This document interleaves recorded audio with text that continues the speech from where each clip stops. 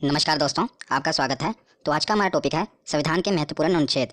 मैं इस एक ही वीडियो में संविधान के जितने भी महत्वपूर्ण अनुच्छेद हैं सभी को कवर कराऊंगा। इसलिए ये वीडियो हो सकता है थोड़ी लंबी बने, पर विश्वास रखिएगा जब वीडियो को पूरा आप एंड तक देख लेंगे तो आपका इस टॉपिक से क्वेश्चन गलत नहीं होगा, क्योंकि मैं बहुत ही सिस्टमेटिक वे से और ट्रिक से आपको समझाऊंगा। इसलिए बिना देरी किए हुए चलिए वीडियो को शुरू करते हैं। चलिए वीडियो की शुरुआत करते हैं और हम समझना शुरू करते हैं संविधान के महत्वपूर्ण अनुच्छेद के बारे में।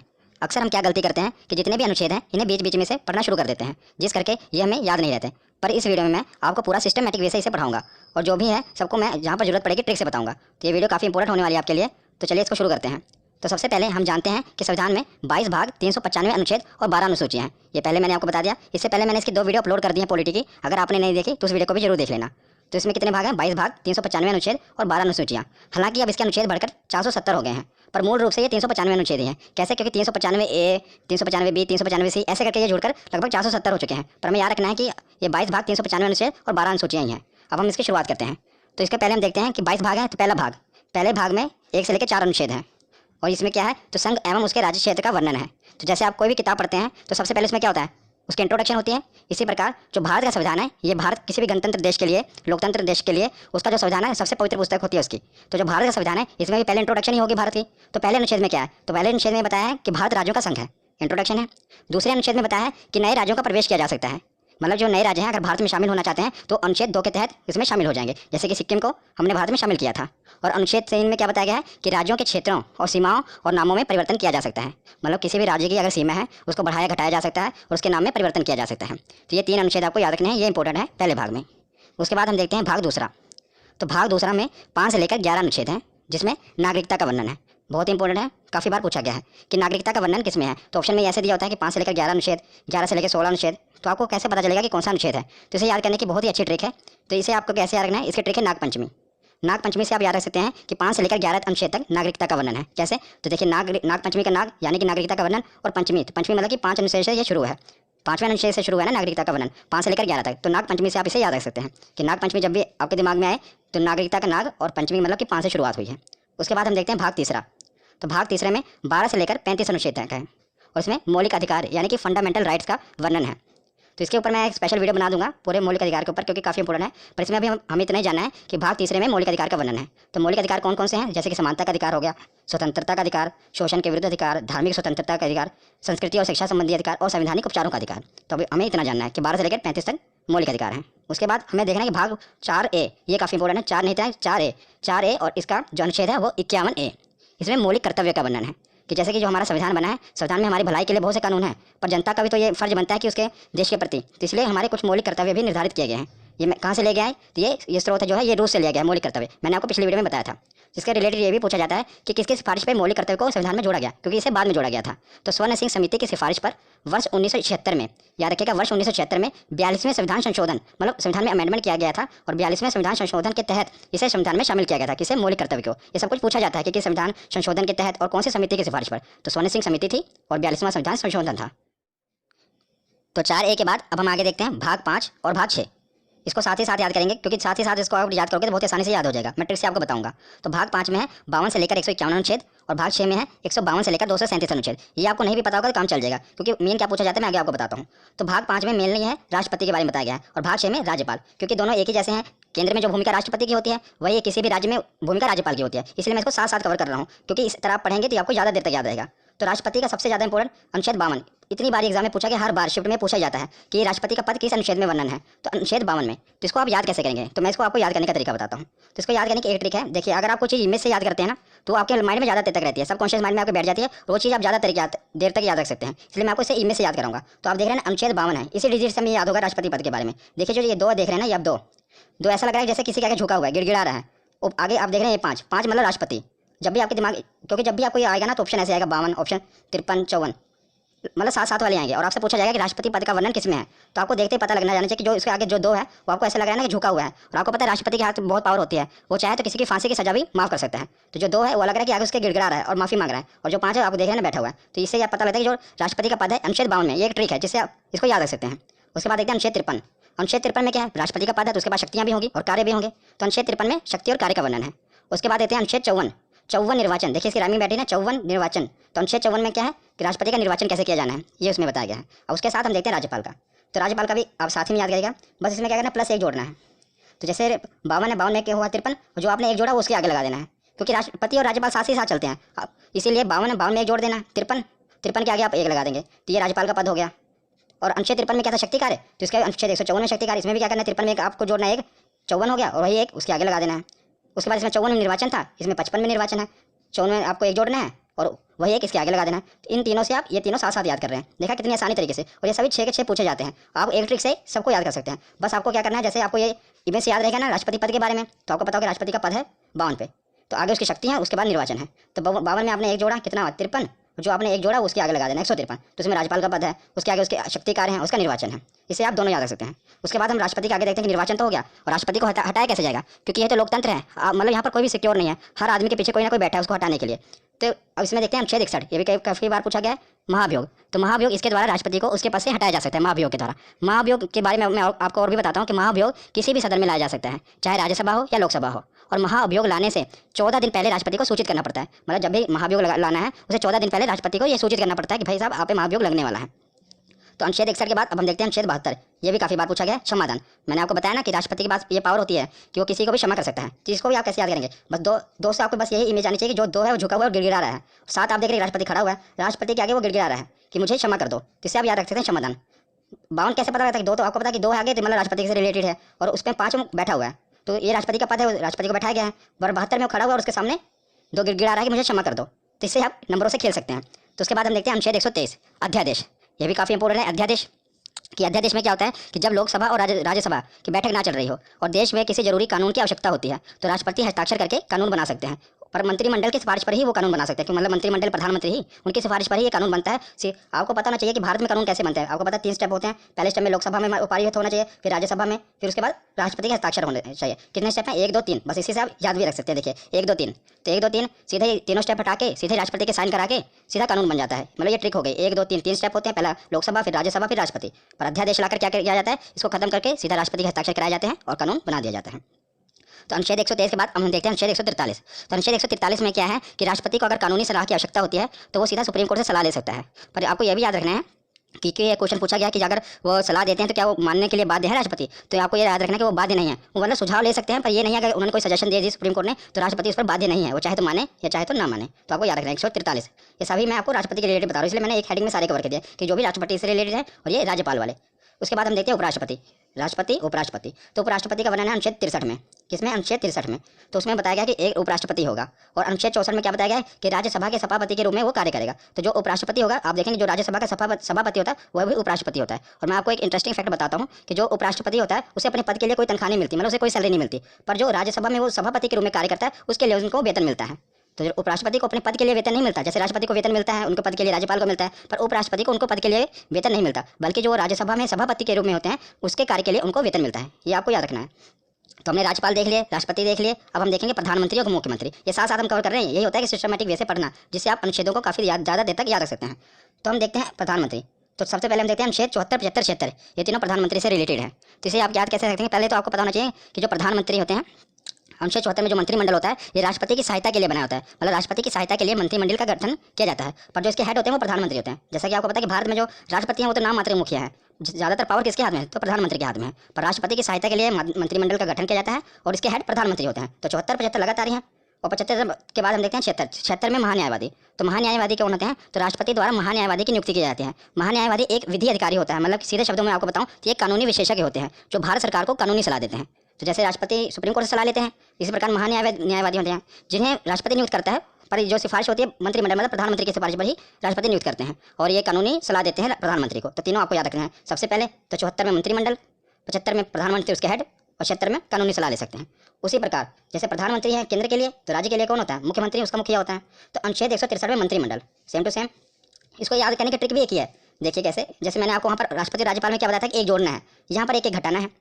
जैसे 74 है, क्योंकि जो अगर आपको देखा जाए प्रधानमंत्री की पोस्ट बड़ी है, मुख्यमंत्री एक स्टेप उससे नीचे ही है। आपको याद करने के लिए बता रहा हूँ, ऐसे नीचे है ना, एक स्टेप नीचे, तो बस आपको एक स्टेप नीचे घटा देना है। जैसे 74 मंत्रिमंडल है, आपको दोनों में एक एक घटा देना है। 4 में से गया 3, 7 1 6, और जो एक घटा है आपको आगे लगा देना है। 163 आ गया। ऐसे आगे 75 में भी करना है तो 164 आ जाएगा, 76 में भी करोगे तो 165। मतलब इन तीनों से आप इन तीनों को याद कर सकते हैं। जैसे राष्ट्रपति के राज्यपाल याद कर लिया, प्रधानमंत्री का याद किया तो मुख्यमंत्री का याद कर लिया। तो तीनों साथ साथ ही हैं। मंत्रिमंडल इसमें 74 में है, अनुच्छेद 173 में 163 में मंत्रिमंडल है, इसमें 75 में प्रधानमंत्री हैं, तो 164 में मुख्यमंत्री हैं और 76 में महान्यायवादी हैं, तो 165 में महाधिवक्ता। मुख्यमंत्री के लिए महाधिवक्ता होता है, जो काम मतलब कि महान्यायवादी प्रधानमंत्री के लिए करता है वही काम महाधिवक्ता मुख्यमंत्री के लिए करता है। और जो महाधिवक्ता इनकी नियुक्ति कौन करेगा, तो जैसे वहाँ पर राष्ट्रपति करते हैं तो यहाँ पर राज्यपाल करेंगे। तो एक ही ट्रिक से आप इन 6 को याद कर सकते हैं। तो प्रधानमंत्री और मुख्यमंत्री तो हमने देख लिए। अब हम आते हैं संसद पर, क्योंकि कानून कहाँ पर बनेंगे, संसद में।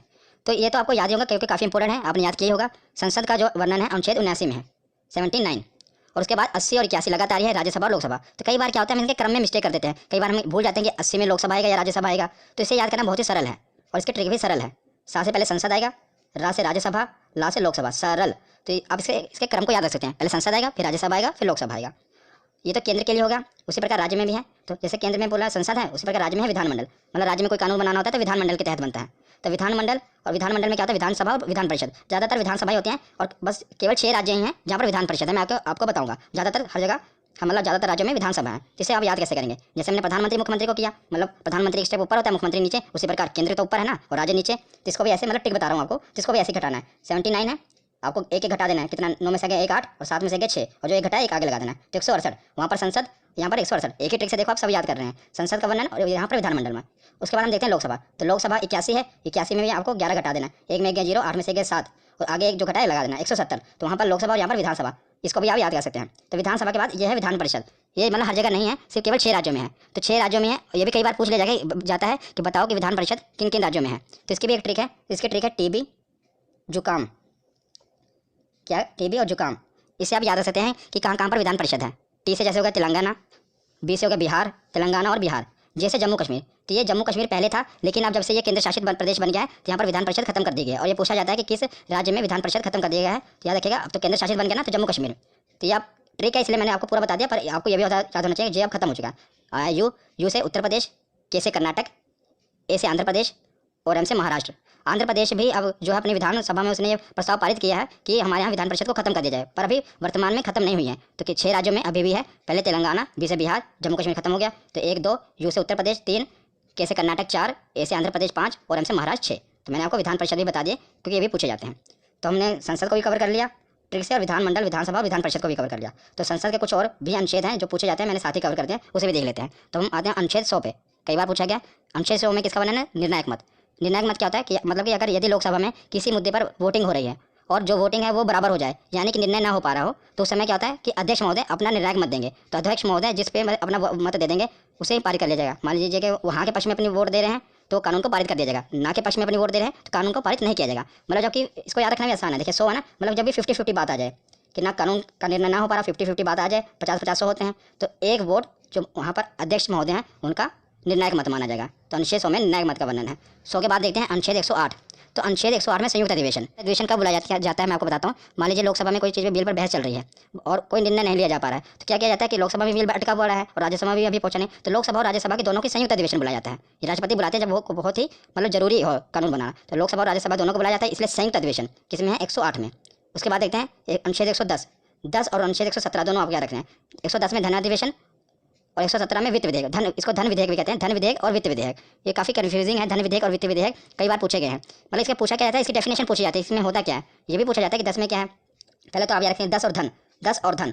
110 में धन अधिवेशन और 117 में विधेयक, धन विधेयक और वित्त विधेयक। तो धन विधेयक क्या होता है, सरल भाषा में आपको बताता हूँ कि सरकार की धन लाने की प्रक्रिया को धन विधेयक कहते हैं। मतलब सरकार के धन जुटाने की प्रक्रिया को धन विधेयक कहते हैं और जुटाए हुए धन को विकास पर खर्च करने की प्रक्रिया को वित्त विधेयक कहते हैं। ये सरल शब्दों में है। और मैं अगर थोड़ा और इसको डिफाइन करूँ तो जैसे आपको पता है विधेयक 2 प्रकार के होते हैं, धन विधेयक और वित्त विधेयक। धन विधेयक सबसे पहले लोकसभा में प्रस्तुत किया जाता है, ये आपको याद रखना है कि सबसे पहले से कहाँ प्रस्तुत किया जाता है, लोकसभा में प्रस्तुत किया जाता है। और धन विधेयक होता क्या है, जब सरकार को टैक्स से रिलेटेड कोई बिल लाना है, मतलब टैक्स घटाना है, बढ़ाना है, तो उसे धन विधेयक कहेंगे। और सरकार को बोरिंग यानी कि कर्ज लेना है, तो जो बिल होगा, जो कर्ज लेने के लिए जो बिल पेश किया जाएगा उसे धन विधेयक कहेंगे। मतलब धन जुटाना है ना, बोरिंग करना, कर्ज लेना है। और जो उस कर्ज लिए हुए धन को मतलब जो भी सरकार ने धन जुटाया है उसको खर्चा करना है, पुल बनाना है, सड़कें बनानी है, तो वो वित्त विधेयक में होगा। तो याद रखिएगा धन विधेयक और वित्त विधेयक दोनों साथ साथ हैं। 110 में धन विधेयक है और 117 में वित्त विधेयक है। उसके बाद हम देखते हैं 112 बजट 12। देखिए इसको राइमिंग से आप याद सकते हैं, 12 बजट 12 बजट, 2 बार बोलेंगे याद आएगा। अनुच्छेद 112 बजट। ये भी आपको बजट पता ही होगा कि एक साल का पूरा मतलब जो लेखा जोखा होता है सरकार की, यहाँ पर खर्च करेगी, कहाँ से इनकम आएगी, सब बजट में पेश किया जाता है।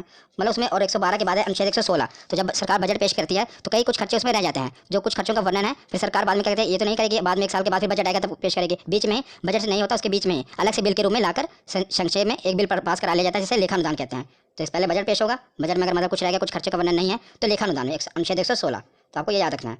उसके बाद हम देखते हैं, अब हमने प्रधानमंत्री, मुख्यमंत्री, राज्यपाल, उपराज्यपाल सब कवर कर लिए। अब हम आते हैं सुप्रीम कोर्ट, हाई कोर्ट पर। संसद भी हो गया कवर। इस प्रकार आपको पढ़ते जाना क्रम वाइज, इसे आपको याद रहेंगे। अब सुप्रीम कोर्ट और हाई कोर्ट को देखते हैं। तो 124 में सुप्रीम कोर्ट का गठन होगा और 131 में सुप्रीम कोर्ट के अधिकार हैं। तो 124 में क्या है, सुप्रीम कोर्ट का गठन होगा भारत में, और 131 में सुप्रीम कोर्ट के अधिकार हैं, और 148 में सीएजी की नियुक्ति। तीनों आपको याद रखने हैं, तीनों सुप्रीम कोर्ट से रिलेटेड मैंने पहले उठाए हैं। 124, 131 और 148। पहले सुप्रीम कोर्ट का गठन होगा। 131 में बताया कि सुप्रीम कोर्ट की क्या पावर है, कहाँ कहाँ उसका अधिकार क्षेत्र है, और 148 में है कि क्या की नियुक्ति। तो क्या क्या होता है, क्या की फुल फॉर्म है कंट्रोलर एंड ऑडिटर जनरल, और इसकी नियुक्ति भी राष्ट्रपति द्वारा ही की जाती है। इनका काम क्या है कि सरकार द्वारा जो भी खर्चा किया गया, व्यय किया गया है, उसका लेखा जोखा करना है कि सरकार ने जो खर्चा किया, जो घोटाले वगैरह होते हैं कहाँ से पता चलते हैं, वो कैग की रिपोर्ट से ही पता करते चलता है। जैसे 2G घोटाला हुआ, जो भी घोटाले, स्पेक्ट्रम घोटाला हुआ, ये कैग ही रिपोर्ट अपनी पेश करती है, उसी द्वारा ये सब उजागर होता है कि कहाँ पर कितना घोटाला हुआ। तो और इस समय अगर मैं आपसे पूछूं कि क्या कौन है हमारे कंट्रोलर और ऑडिटर जनरल कौन है, तो गिरीश चंद्र मुर्मू जी हैं। क्या ये भी याद रखना। उसके बाद हम देखते हैं, हमने सुप्रीम कोर्ट देख लिया, 1, 2, 4 और 2, 1, 4 हाई कोर्ट है, 1, 2, 4 सुप्रीम कोर्ट है, और 2, 1, 4 ऐसे आप पढ़ेंगे तो याद रहेगा। 2-3 बार वीडियो को देख लेना, आपको पूरा कभी भूलेगा नहीं। तो अनुच्छेद 2, 1, 4 क्या है कि इसमें बताया गया कि राज्य में एक हाई कोर्ट जरूर होगा, और अनुच्छेद 2, 1, 6 में बताया गया कि हाई कोर्ट का गठन करना है। पहले बताया कि राज्यों के लिए हाई कोर्ट होगा, और इसमें 216 में क्या है कि हाई कोर्ट का गठन करना है, कैसे होगा वो बताया गया है। तो हमने सुप्रीम कोर्ट और हाई कोर्ट देख लिया। अब हम देखते हैं, एक मैंने हेड बनाया केंद्र राज्य संबंध। इसमें जितने भी अनुच्छेद हैं ये काफ़ी इंपॉर्टेंट है, ये अलग से पूछे जाते हैं। आपको पहले 2-2 करके याद रखना है, 249, 250। तो 249 में क्या है कि राज्य सूची विषय पर कानून बनाने की शक्ति। तो राज्य सूची विषय क्या होता है, मैं आपको बताता हूँ कि राज्य सूची मतलब है कि वह विषय जिस पर राज्य कानून बनाता है। राज्य सूची विषय कुछ विषय होते हैं ना, जिस पर सिर्फ राज्य कानून बना सकता है, कुछ पर सिर्फ केंद्र कानून बना सकता है। पर जो राज्य सूची विषय है इसमें सिर्फ राज्य कानून बनाता है, पर मतलब कि विधानमंडल में कानून बनता है, वहाँ यहाँ केंद्र द्वारा बनाया गया संसद में बनता है, और मतलब राज्य का विधानमंडल में बनता है। पर कुछ विषय हैं जिस पर संसद भी कानून बना सकती है, उसे अनुच्छेद 249 में रखा गया है कि जो कुछ विषय हैं जिस पर क्या है केंद्र भी कानून बना सकता है।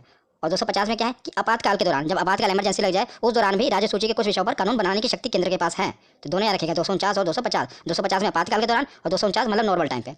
उसके बाद देखते हैं 262। कई बार ये पूछा गया है नदी जल विवाद। नदी जल विवाद का वर्णन किसमें, 262। कई बार आप देखते हैं ना कि दो राज्यों के बीच में नदी के जल पर विवाद हो जाता है। जैसे कि अब कोई भी नदी है, वो ये तो नहीं देखेगी यूपी नहीं पर रुक जाएगी, वो आगे भी दूसरे राज्य में जाती है ना, तो उसके पानी के लिए विवाद हो जाता है कि कितना पानी। तो एक राज्य मान लो बांध बना लेता है, वो पानी रोक लेता है, तो दूसरा राज्य विवाद खड़ा कर देता है कि हमें पानी प्रॉपर नहीं मिल रहा। तो ये नदी जल विवाद का निपटारा किसमें होता है, जिसका 262 में वर्णन किया गया है। कौन सा अनुच्छेद है, 262। और 262 और 263 आपको साथ में याद रखने हैं। 263 में क्या, अंतर्राज्यीय परिषद, मतलब अंतर्राज्यीय विवाद इसमें है कि दो राज्यों के बीच कोई विवाद हो जाए तो उसे कैसे सुलझाना है, और उस पर संसद कानून बना सकती है। याद रखना, इसमें भी संसद कानून बना सकती है। तो 262 में नदी जल विवाद है, और 263 में अंतर्राज्यीय परिषद है। उसके बाद आते हैं 280, ये भी काफ़ी इंपॉर्टेंट है, वित्त आयोग। तो 280 में क्या है, वित्त आयोग है। तो वित्त आयोग का काम क्या है, केंद्र और राज्यों के बीच जो कर का वितरण करना है, जो टैक्स है उसका वितरण करना है केंद्र और राज्यों के बीच में। इसमें 15वां वित्त आयोग चल रहा है, याद रखिएगा। और जो 15वें वित्त आयोग है, इसके अध्यक्ष कौन है, तो इसके अध्यक्ष है NK सिंह। इंपॉर्टेंट है, याद रखिएगा। जो वित्त आयोग है इसके अध्यक्ष कौन है, तो NK सिंह है, और 15वां वित्त आयोग है। उसके बाद हम चलते हैं 312। तो 312 अनुच्छेद में क्या है, आर्टिकल में अखिल भारतीय सेवा। अखिल भारतीय सेवा के दिन क्या क्या आता है, आपको पता होगा, 3 चीज़ें आते हैं, एक IAS, एक IPS और एक IFS। और ज़्यादा जोर देना IFS पे, क्योंकि यहीं पर आपसे गलती होगी। क्या गलती होगी, क्वेश्चन ये आया था कि अखिल भारतीय सेवा में निम्नलिखित कौन सी सेवाएं आती हैं। तो आपको 4 ऑप्शन दिए हैं, एक IAS, एक IPS, एक IFS, और IFS 2 बार दिया होगा, मतलब फुल फॉर्म दी होगी। एक IFS की फुल फॉर्म होती है इंडियन फॉरेस्ट सर्विस, और एक होती है इंडियन फॉरेन सर्विस। तो याद रखिएगा, जो ये वाला IFS है उसमें है इंडियन फॉरेस्ट सर्विस, कौन सा, वन विभाग वाला। तो यार बहुत इंपॉर्टेंट है, क्वेश्चन भी पूछा गया, इसलिए मैं आपको बता रहा हूँ कि जो अखिल भारतीय सेवा में जो IFS आ रहा है, ये इंडियन फॉरेस्ट सर्विस वाला है, ना कि फॉरेन सर्विस वाला, ये आप याद रखिएगा। उसके बाद आते हैं 315। तो संघ एवं राज्य के लिए लोक सेवा आयोग, मतलब कि जो UPSC के एग्जाम होते हैं, आपको पता है UPSC का वर्णन किसमें है, 315 में। राज्य संघ के लिए मतलब केंद्र के लिए, और राज्य के लिए PCS, कई राज्यों में इसका PSC भी कहा जाता है, PCS। तो इसका वर्णन कहाँ पर है, अनुच्छेद 315 में। 312 में अखिल भारतीय सेवा, जिसमें 3 सेवाएं आती हैं, और 315 में UPSC का। तो केंद्र और राज्य के बाद अब हम आते हैं, हमने संसद भी देख लिया, प्रधानमंत्री, मुख्यमंत्री सब कुछ हो गए। अब आते हैं निर्वाचन में, मतलब चुनाव भी तो होने जरूरी है, तभी तो सब चुने जाएंगे। तो निर्वाचन आयोग, तो अनुच्छेद 324 के तहत निर्वाचन आयोग का गठन किया गया, इलेक्शन कमीशन का, किसके तहत, 324। तो उसके बाद आते हैं राजभाषा, और अनुच्छेद 343 के तहत हिंदी हमारी राजभाषा है। याद रखिएगा, राजभाषा का है, मैंने राष्ट्रभाषा नहीं। अनुच्छेद 343 के तहत हिंदी जो हमारी है राजभाषा है, और कौन सी लिपि, तो देवनागरी लिपि है। उसके बाद ये है सबसे मोस्ट इंपोर्टेंट, आपातकाल, हर बार पूछे जाते हैं एग्जाम में, और तीनों याद करने में बहुत ही सरल हैं। 352, उसमें 4 जोड़ा 356, उसमें 4 जोड़ा 360, 52, 4, 56, 4, 60। तो 352 में क्या है, राष्ट्रीय आपातकाल।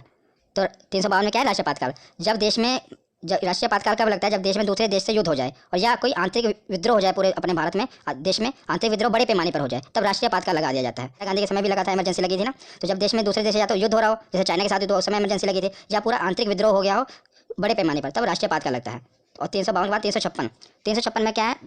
राष्ट्रपति शासन। जब किसी राज्य की मतलब संसदीय व्यवस्था पूरी तरह खत्म हो जाए तो वहाँ पर राष्ट्रपति शासन लग जाता है।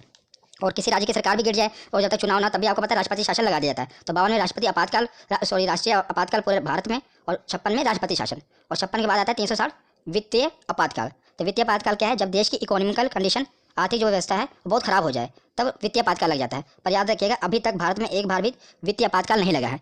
तो आपसे क्वेश्चन पूछा जा सकता है कि बताइए कि निम्नलिखित में से कौन सा आपातकाल अभी तक नहीं लगा है? तो याद रखिएगा 360 में जो है वित्तीय आपातकाल भारत में अभी तक नहीं लगा है। राष्ट्रपति शासन बहुत बार लग चुका है और राष्ट्रीय आपातकाल भी लग चुका है, लेकिन अभी तक वित्तीय आपातकाल नहीं लगा है। उसके बाद हम देखते हैं कि संविधान तो बन गया, लेकिन संविधान में संशोधन भी होना जरूरी है कि नहीं। अगर मान लो कोई बदलाव करना है वो भी तो जरूरी है। और मैंने पिछली वीडियो में जो संविधान के स्रोत हैं, मतलब कहाँ से संविधान लिया गया है, पूरा स्पेशल आपको ये बताया कि जो संविधान का संशोधन है कहाँ से लिया गया था, आपको याद होगा। अगर आपने पिछली वीडियो देखी होगी तो साउथ अफ्रीका से लिया गया था कि संविधान में संशोधन किया जाना है। तो आपने अगर वो वीडियो नहीं देखी तो देख लेना। तो अनुच्छेद 368 में है कि संविधान में संशोधन किया जा सकता है। इसका वर्णन किसमें है? अनुच्छेद 368, 326, 628, 368 में। अब कुछ लास्ट बचे हैं, अन्य महत्वपूर्ण है, इससे भी हम पढ़ लेते हैं क्योंकि बाकी सब हेड के अंदर थे। मैंने राष्ट्रपति के अंदर कुछ था, कुछ मुख्यमंत्री के, ये कुछ बचे हुए थे और ये पूछे गए, इसलिए मैंने इसे अलग से कवर कर लिया। बस लास्ट ही है। तो अनुच्छेद 17 में अस्पृश्यता का अंत, मतलब कि छुआछूत का अंत, ये किसमें है? अनुच्छेद 17 में, आर्टिकल 17। उसके बाद आता है अनुच्छेद 29। तो 29 में क्या है? अल्पसंख्यक हितों का संरक्षण। काफ़ी बार पूछा गया है कि प्रोटेक्शन ऑफ माइनॉरिटी, अल्पसंख्यक हितों का संरक्षण किसमें है? तो अनुच्छेद 29 में है। तो इसे आप कैसे याद रख सकते हैं? बस उन्हीं नंबरों से खेलिए। 29 धोगी में तो मैंने आपके दिमाग फिट कर दी। क्या है कि आदमी गिड़गिड़ा रहा है, झुका हुआ है। देखिए, जब तक अल्पसंख्यक थे पहले उनके लिए कोई कानून नहीं था, बेचारे झुके हुए थे। तो जैसे उनके लिए कानून आया वो खड़े हो गए। नो क्या बता रहा है आपको कि वो पूरा एकदम सीना तान के खड़ा है, पहले गिड़गिड़ा रहे थे। तो ये इससे मतलब अनुच्छेद जो 29 है अल्पसंख्यक के हितों का संरक्षण करने के लिए है। नंबर से आप खेलिए, इससे आपको याद रहेगा। 29 के बाद देखते हैं अनुच्छेद 40। 40 में क्या है कि पंचायत राज प्रणाली, इसका वर्णन अनुच्छेद 40 में है। अब लास्ट में देखते हैं अनुच्छेद 32, मोस्ट इंपोर्टेंट है। क्यों इंपोर्टेंट है मैं आपको बताता हूँ। अनुच्छेद 32 के पहले जान लेते हैं। तो संवैधानिक उपचारों का अधिकार, और इसे heart and soul of Indian constitution भी कहा जाता है। Heart and soul of Indian constitution इसे क्यों कहा जाता है? तो अनुच्छेद 32 में ये कहा गया है अगर किसी भी आदमी का, चाहे आम आदमी हो, और उसके अगर फंडामेंटल राइट्स यानी कि मौलिक अधिकारों का हनन हो रहा हो, तो सीधा इसके लिए वो केस सुप्रीम कोर्ट में फाइल कर सकता है। तो इसके खिलाफ मतलब केस में कहाँ डायरेक्ट सुप्रीम कोर्ट में जा सकता है अगर उसके मौलिक अधिकारों का हनन हो रहा हो। इसलिए इसे heart and soul of Indian constitution कहा गया है। किसे? आर्टिकल 32। तो ये वीडियो आज यहीं पर खत्म होती है। कैसी लगी आपको ये वीडियो? कमेंट सेक्शन में